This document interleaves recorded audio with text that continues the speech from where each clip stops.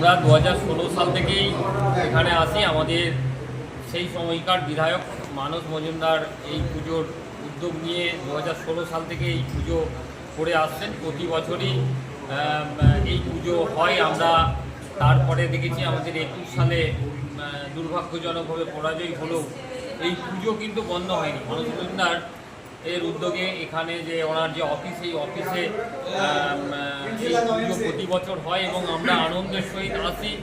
আমরা সারা দিন থাকি এবং রাত্রি পর্যন্ত পুজো যতক্ষণ না সারা হচ্ছে ততক্ষণ আমরা আসি। গোঘাটের বিভিন্ন প্রান্ত থেকে আমাদের তৃণমূল কংগ্রেসের নেতৃত্বরা আসেন এবং বিভিন্ন স্তরের সাধারণ মানুষও আসেন। উনি যেহেতু গোঘাট বিধানসভার প্রত্যেকটা স্তরের মানুষের সঙ্গে ওনার একটা আত্মিক যোগাযোগ গড়ে উঠেছিল।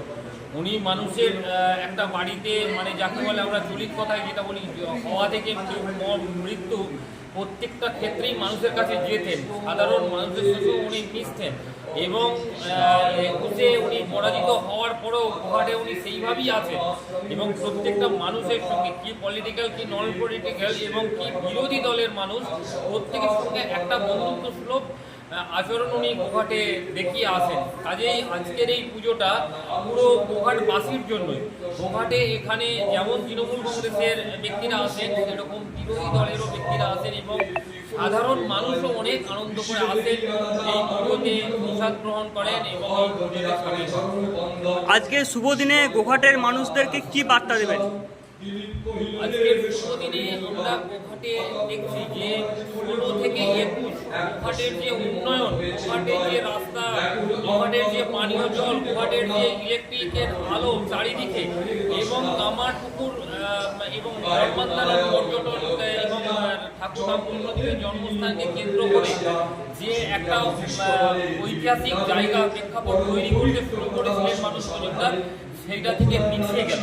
সারা গোঘাটের বিভিন্ন প্রান্তে আছে কামারপুকুরের মতো জায়গায় হাইমাস লাইট, যেখানে কামারপুকুর থেকে লাহাবাজার হয়ে আবার পুরোনো হাটতলা হয়ে চটি এলে কাউকে মোটরসাইকেলের লাইট জ্বালতে হয় না রাত্রেবেলায়, এবং যেখানে কামারপুকুরের মতো জায়গায় ইলেকট্রিক চুল্লি, যেটা আজকের দিনে একটা 3টে জেলার সন্ধিক্ষণে যে ইলেকট্রিক চুল্লি একটা গ্রাম পঞ্চায়েতের মধ্যে উনি স্থাপন করেছিলেন ওনার প্রচেষ্টায়, সেই ইলেকট্রিক চুল্লিতে আজকের দিনে 10-12টা করে বডি আসে এবং মানুষ এই শীত গ্রীষ্ম বর্ষাতে ব্যাপকভাবে উপকৃত হচ্ছে।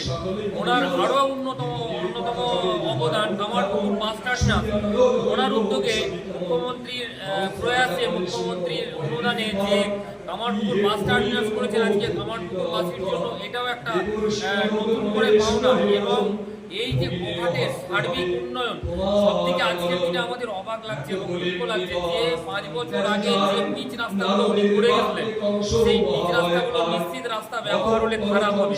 আজকের দিনে সেই রাস্তাগুলো যখন খারাপ হয়ে গেছে, আমরা মেরামতি করার মতো, কার হাত দিয়ে মেরামতি করাবো সেই জায়গা খুঁজে পাচ্ছি না। বর্তমানে তিনি বিধায়ক হয়েছেন, এনাকে এলাকায় দেখা যায় না এবং তিনি রাস্তাঘাট, পানীয় জল, তিনি ইলেকট্রিক, তিনি কোনো দিকেই নজর দেন না। আমরা এই